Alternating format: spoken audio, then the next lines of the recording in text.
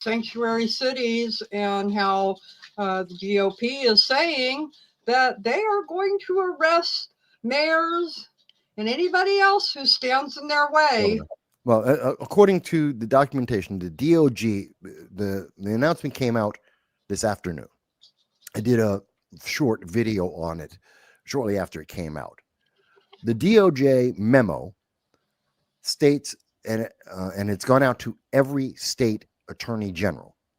So all 50 states have this, and down the line from there.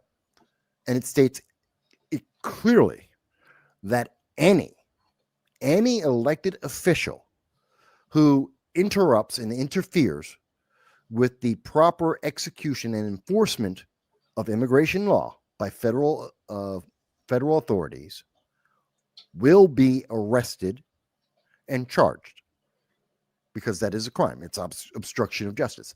And they will be charged to the fullest extent of the law, regardless of their elected position. That means that we've heard from J.B. Pritzker, we've heard from Kathy Hochul, we've heard from Gavin Newsom, and Gretchen Whitmer, and they have all said that they will stand in the way of President Trump and the federal government, that they will maintain sanctuary state and sanctuary city statuses in their control.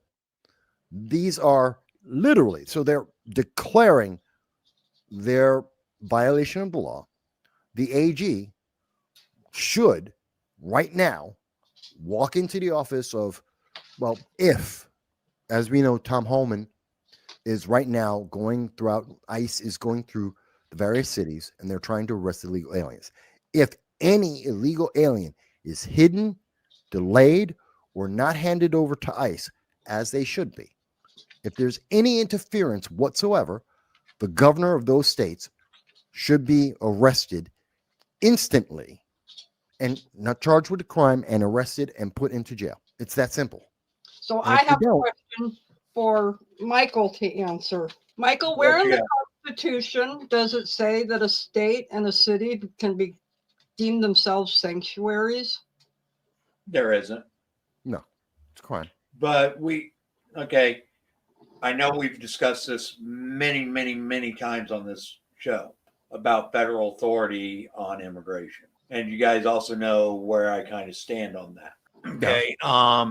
There is nothing in the Constitution that actually forbids states from allowing non-resident people in their jurisdictions.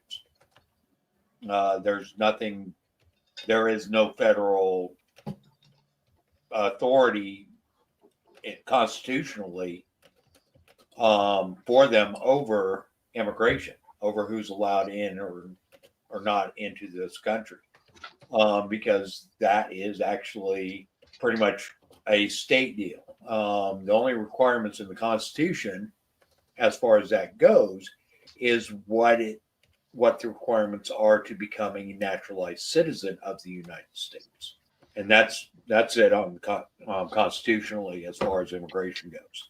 Did you hear DACA got shut down yet again? Yep. Yet again?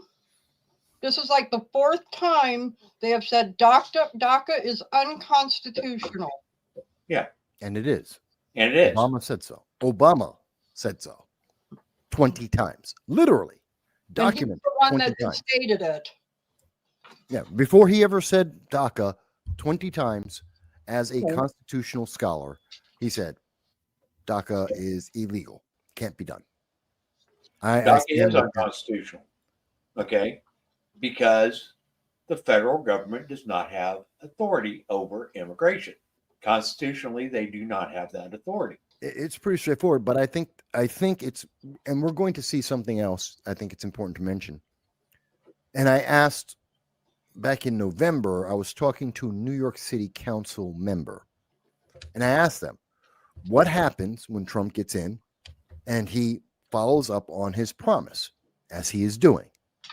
Are they prepared for not only the illegal aliens, but here's the other part, and it hasn't happened yet, but I think it's about to happen very shortly. Trump is going to cut funding. Now, He's limited in how much he directly can cut, although agencies like HHS or DHS, several agencies that fall under the executive branch, he can control their budgets. But Congress would control the overall budget. But I would expect you're going to hear Trump say that these departments should cut their funding for illegal aliens and to these sanctuary cities. And he'll ask Congress to do the same thing on all federal funding to these sanctuary cities, these sanctuary states. They have no idea what to do. New York City, I can tell you, they have no idea what to do if Trump cuts their funding because they're a sanctuary city. New York State has no idea what they're going to do if Trump cuts their funding because it's a sanctuary state. As far as I know, same thing with California, Illinois, all of the bluer than blue progressive states.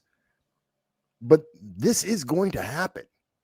And I, for one, knowing that sanctuary cities, sanctuary states are illegal, knowing that they allow crimes, underlying crimes, to proliferate, they're helping to create a culture of criminal gangs, of abuses against people, of murder, drugs, smuggling, sexual abuse.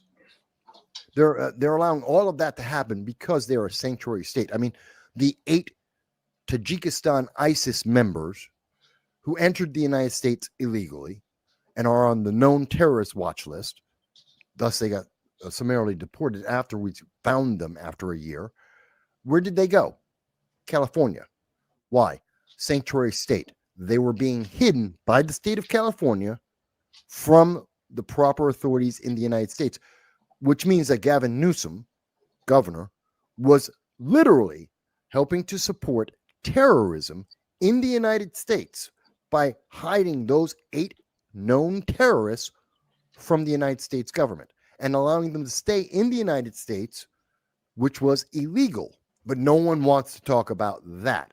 Thank you so much for tuning into No Soundbites Allowed today. I'm the political dragon, Michael Voss, and I hope you've enjoyed this conversation as much as I did. Remember, on this podcast, we don't settle for sound bites. We dive deeper, challenge assumptions, and have the conversations that matter. If you liked today's show, don't forget to subscribe, share, and leave us your comments. Your support helps us reach more people and continue to bring you the hard-hitting discussions you won't hear anywhere else. Follow me on the major social media platforms like X, Twitter, YouTube, Rumble, and more to stay updated on upcoming episodes and join the conversation live on our next live stream. We love hearing from you and we value every perspective. We stream